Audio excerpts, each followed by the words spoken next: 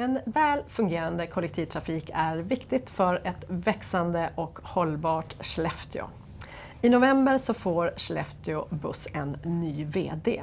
Hon är uppvuxen i Skellefteå, har haft ledande roller tidigare inom kollektivtrafikbranschen och också inom Skellefteå kommun. Jag säger välkommen hit till min videorapport, Erika Nilsson. Tack så mycket. Och grattis till uppdraget. Tack så mycket. Hur känns det nu att få förtroendet att bli ny VD för Skellefteå Buss? Ja, men det känns fantastiskt roligt. Jag är väldigt stolt och ödmjuk över att ha fått det här uppdraget och det här förtroendet. Skellefteå Buss har ju ett viktigt samhällsuppdrag och jag ser fram emot att lära känna verksamheten, medarbetarna och att få driva vidare den utveckling som sker. Du har ju tidigare arbetat länge inom kollektivtrafiken i Stockholm. Vad lockar nu med att återvända till den här branschen? Ja, men det som lockar är att det är en jättespännande bransch och den ligger mig väldigt varmt om hjärtat. Jag jobbade bland annat med färdtjänst och särskild kollektivtrafik och den gav mig ett starkt fokus på att just det här med bemötande, service och ett hela resande perspektiv för resenären. Och att nu få återvända till den här branschen, det känns fantastiskt inspirerande och roligt. Och dessutom få göra det i min hemkommun.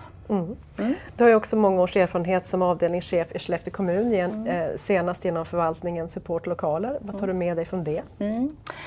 Ja, men jag har lett stora komplexa verksamheter. Jag har lärt mig att i arbetet att det måste gå hand i hand det här med ekonomi, kvalitet, daglig drift men också utveckling.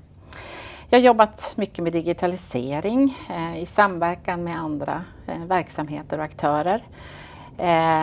Mycket med förändringsledning och det är väl sånt jag har med mig helt enkelt. Sen just det här med att skapa tydlig riktning och att följa upp, det tycker jag är viktigt att ha hitta system och arbetssätt för det.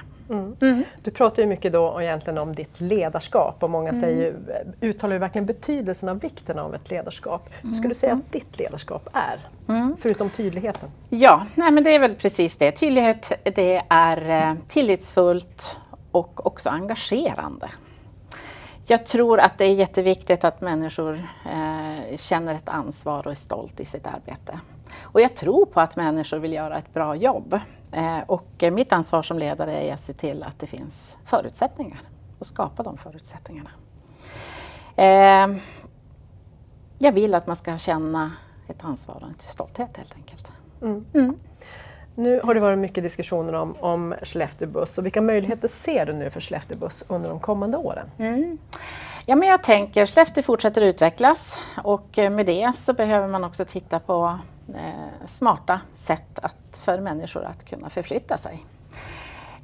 Och just busstrafiken är ju en del av ett större mobilitetssystem så man behöver titta på olika alternativ för hur människor ska komma från A till B helt enkelt. Och i det så tänker jag också digitalisering och AI där vi kommer med nya verktyg, nya möjligheter just för planering, för effektivitet, för service. Så det ser jag verkligen fram emot att utforska och se vad vi kan göra mera med. Du var ju inne lite grann på det, alltså just det här med olika trafikslag och så vidare. Hur ser du på Skellefteå Buss roll i framtidens hållbara Skellefteå och hållbara resande? Ja, men jag tänker att det är väldigt viktigt i det här hållbara att man väljer att åka tillsammans, att man väljer kollektivtrafiken. Och för det så måste ju trafiken vara attraktiv för resenären med tillgänglighet, med tillförlitlighet. Och där tänker jag också just där att man behöver se just den här hela resan, att buss är en del. Det kan vara cykel, det kan vara gång, det kan vara bil. Att hur får vi den hela resan att fungera för resenären?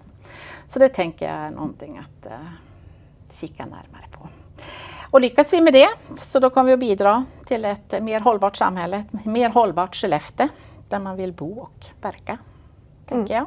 Så det ser jag verkligen fram emot, det uppdraget. Stort lycka till Erika. Och vi lär återkomma till just ämnet kollektivtrafik framöver, tänker jag. Tack till alla er som har lyssnat och vi syns igen om ett par veckor.